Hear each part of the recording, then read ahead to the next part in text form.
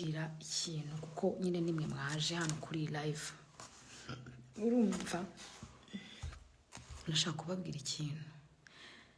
Satani cyangwa se umwanzi ari kuduteza kwita ku buzima bw'abandi no ku by'abandi. Ariko nshuti yanjye, wabanje ukisuzuma wowe. Wabanje ukisuzuma wowe ubwawe, wowe nkawe. Ukareba icyo ubura, ukareba icyo ugomba, ukareba. Ibaze ko tugeze muri October, itariki ya mbere z'ukwezi kwa 10, umwaka ugiye kurangira. Ibyo byose ukuri hano, ufite amadeni, ufite ibyo utaruzuza, ufite ibitaracamo, ariko kubera ko Satani ari kudushuka, turi gutinda ku by'abandi. Kandi uzarebe, igihe cyose umuntu akoze icyiza ntago bagitindaho, ariko igihe cyose bazanye akantu kabi bagatindaho. Nawe ugasanga uri ku wasting time yawe, uri muri inzoka. Ibaze nawe umuntu ushobora kuza kuri live yiguriye amayinite ye. Inzoka mu nzu, inzoka mu cyumba, inzoka n'ibiki byose nibiri kukurangaza wowe. Be careful. Wowe wakira amakuru, wowe ukurikirana ibyo bintu byose, wowe wakira ibyo bintu byose. Umenye yuko ideni ryawe, imyenda yawe ntabwo izishyurwa nuko watinze ku by'abandi. Ngiye ndumva wakwicara ukavuga uti ukwezi kwa 10 Mana ngirira neza, kuko buri muntu wese azagenda yivugira imbye. Nukuri nta kizamini na kimwe uzajyamo ngo bakubaze ibya Gahongayire. Nta kizamini na kimwe nzajyamo ngo bambaze ibya Roda Claude. Uri kumbaza ngo none se barakubeshyira? Niba batazakubaza ibyanjye, urambaza ibyanjye kubera iki? Nibyo ndi kwigisha. Mureke kurangara, mureke kurangazwa n'amatiku, mureke kurangazwa n'ibitabareba. Ese iyo ngize igisebe nkagira nkishima, ni wowe babara cyane njye ubabara. Ariko watinze, uri kubabazwa n'ibitakureba, uri kubabazwa n'ibitakubakira, uri inzoka kuri byo, uri igiki kuri byo. Niba ndi inzoka se, wenda nawe uri urukwavu, nawe uri intama. Ibaza ariko abantu mufite ubwenge koko. Rero narinje kuguhitura nkubwira ngo ugire ukwezi kwiza. Uko kwezi kwawe nuvangamo inzoka, kurakubera inzoka. Kurakubera inzoka. Uko kwezi kwawe nuvangamo amatiku, kanaka yagize gutya. Ese abikoze byo? Abikoze byo? Ese abikoze byo? Wowe ukora ibingana iki? Kanaka yagize gutya, kanaka yakoze iki? Ese abikoze? Wowe wakoze iki? Ese ayo makosa, ibyo bintu byose kanaka yakoze, wowe wakoze iki? Niko mwabantu mwe. Ntabwo rero duterwa intambara n'abavuga. Abaterwa intambara n'abavuga ubwo ntaho mugera. Rero narinje kugira ngo nkubutse yuko umwaka ugiye kurangira darling. Sweetheart, happy new month. Kanura cyane, wongera ubwenge. Hari ibintu byinshi biri kubabaza abantu ntibitaye ku bindi. Inzoka, kanseri, kunanuka, kubyibuha, gukora iki? Ese te fait quoi? Ngira koko. Oya nukuri, nge ntago nta kibazo mfite, meze neza, abo turi kumwe barabizi. Nta kibasha kurogoya umugambi w'Imana. Ibyo nkora byose birahawe umugisha, ariko ndi kubabazwa n'umuntu. Gutunga inzoka, tuyisenge, gutunga inzoka mu nzu. Wowe se utunze iki? Wasanga ufite n'utubeba n'utwo, ariko witaye ku nzoka, wibagiwe yuko uri umusore ugomba gutera imbere, ukava ku rwego uriho uyu munsi ukagera ku rundi. Ukaba uri mu nzoka. Niko Satani akora. Niko Satani akora. Nubwo nasekera ku munsi w'iryinyo, n'ari umunsi w'iryinyo, ubwo niko nayogeje. Ariko mind your business you guys. Nukuri ngende guterwa gahinda.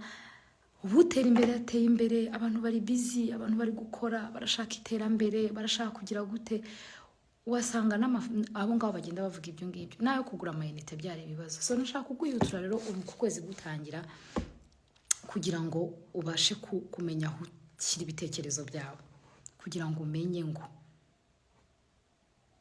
wiririre. Thank you so much. Uyu muntu yanditse ibintu byiza ati Yesu yaravuze ngo mwiririre. Buri muntu wese afite umutwaro yo kuri iyi si. Gahongayire nta gutesha umwanya, aho kugira ngo wicare uganire n'umuryango wawe, uri muri Gahongayire, uri muri bakanaka, nako ushaka kuvuga abagenzi banjye. paje yanjye iraza kuvaho hajyeho iyundi, gusa uzahora muri ubwo buzima bizagenda gute? Niyo mpamvu rero iyo umuntu akubwira ubusa uragenda, you don't join this life. Gosh, t'es sûr que je dois arrêter? Ok, amasaha bampaye ararangiye kuko mfite ibindi bintu ndimo gukora, ariko mureke kurangazwa. Ya, ni satani, ariko noneho ngende kubabazwa n'umuntu. Ya, ndi kubabazwa n'umuntu ushobora gufata akirirwa mu nzoka n'ukuri kamubwira aho utinze ibitekerezo byawe no musaruro uzabona. N'ukuri tugerageze ngo wafungishije, ngo wagize gute, ngo umuntu nese niyo yaba ari 100, ngo yaba ari 1000, umuntu yagutwara akantu kawe wakoreye, tuvugisha ukuri. Nubwo ibyo bintu ngo inzoka ngo yarafungishije, ngo yagize atya, ngo yabite amahitamo yanjye cyangwa se ibyo naba narakoze bizakubakira iki? Kirageza uyu mwanya ukoresha wumva iby'inzoka, wumva ibintu ndatagezeho, wumva ibiki ukoresha ushaka amafaranga yo kubaka. Gura amabati, gura isima, gura amabuye. Ejo bundi utazanyagirwa bakabura naho bagushyira. Sibyo mama? Kiri uyu mwanya nk'umuntu w'umujene ukura amaboko mu mufuka ukore. Uku kwezi kwanjye numvaga nshaka kubwira ngo happy new month. Uri abantu bazahanga, n'abantu gusa byanze byarabasenya, ariko humura sheri ntabwo uri wenyine. Ntabwo byanze. Kuko reka nkubwize ukuri, nta kintu na kimwe, nta message umuntu yakwandika nk'uyu ngo amadiro. Reka manze kwanza mukure mu bana b'Imana mushyiraho agomba kujya. Urumva nta jambo na rimwe, nta message, niba ikintu cyose umuntu yakora gishobora kubuza umuntu intege. Okay, rero reka nze mbanze nkora icyo ngomba gukora. Nta ziharisha amanyifi baragura sizo bakuye hehe. Abantu baraho ngaho ntibashaka kwiteza imbere. Abana b'Imana turiho turatera imbere, turiho turumva icyo Imana ivuga, naho bitaciyemo turi kwisaba ngo dufashe Mana bicemo. Undi cyo kuza abantu bararushye pe, abantu bararushya n'abandi, satani ari kubagora. Muri kugorwa n'ubusa.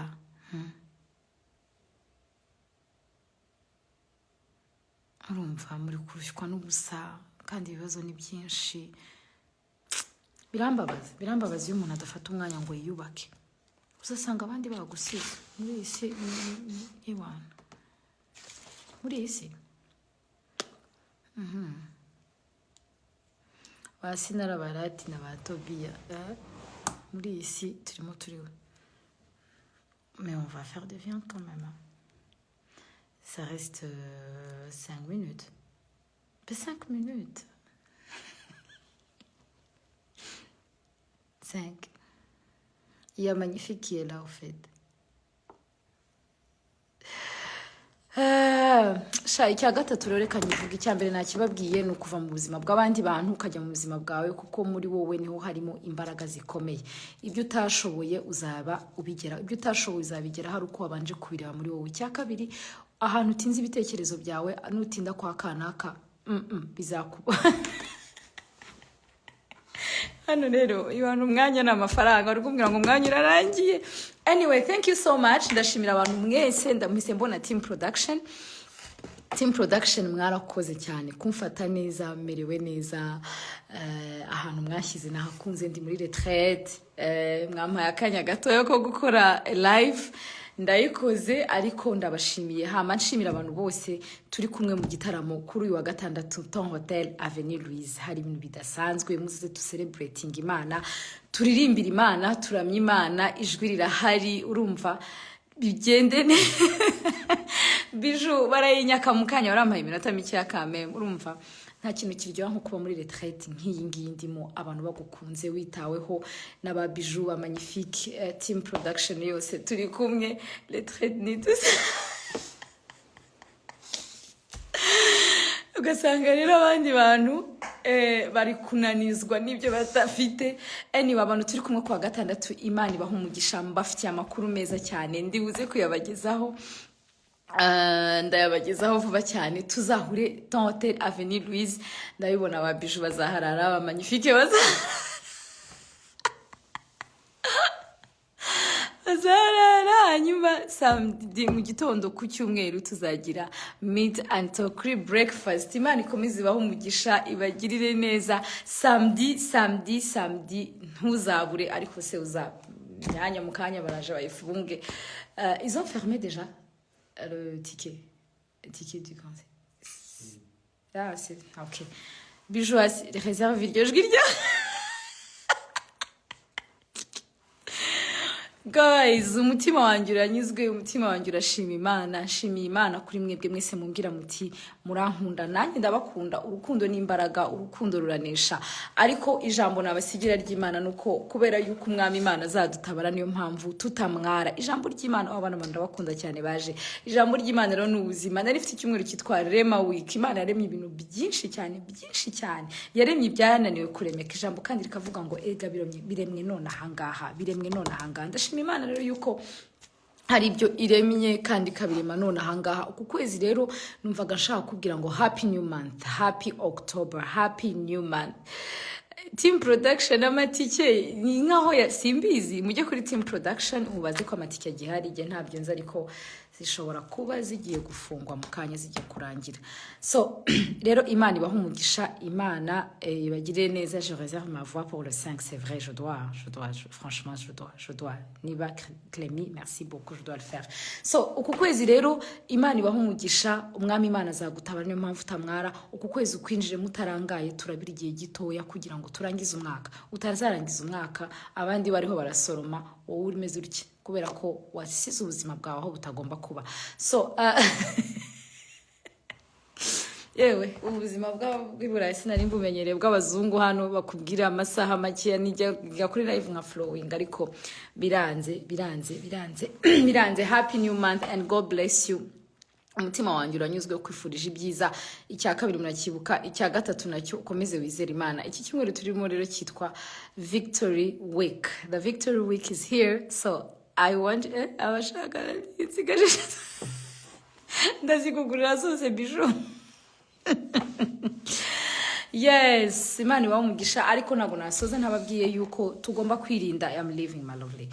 Ntago nabarangiza ntababwiye ko tugomba kwirinda mu Rwanda hari icyorezo ariko ntago tugomba guterwa ubwoba ariko tukurikiza amabwiriza twirinde gukoranaho ibyuya kugira gute biriya byose duhabwa na ministeri tubikurikize kugira ngo tutarwara ko ndagukeneye uko waba umeze kose. I need you in the future. Mu Imana izagirira neza nawe ugomba kuba mo. So have a great ye baba we nziyaranja nze kuri live idafite amategeko n'amasaha n'amatiko. Ok, je finis, c'est juste une minute. Est-ce que je peux prier en moi? Je prie. Ok, Dieu vous bénisse. Imana ibahe umugisha kandi Imana ibahe umugisha cyane. Ku bindi bisobanuro Bijou arahari, Team Production irahari. Ari ningi wabwira bamunyangira ibyo nzagaruka mfite umwanya bamunyangira ubwo nyine sibwo ntago baba bakunda ko nta kintu kimwe gishobora gutuma nanga umuntu kandi abantu badukunda bose nta nubwo ari hano tuba twarahuye ntimukangana basheri. Love wins. Shaba Magnifique ukuntu umeze najyaga nkora live nta kibazo ariko ubu ngubu iminota so mwihangane rero ngize mu kindi gice. I'm going to do ngiye mu zindi gahunda nyine reka mbasengere base. Est-ce que je peux prier en moi? Juste prier. Mana nguhaye icyubahiro kandi ndagushimye ku bantu bose twari turi kumwe hano kuri live gusabye umugisha kandi nta ntwaro bacuye kuturwanya izagira icyo dutwara.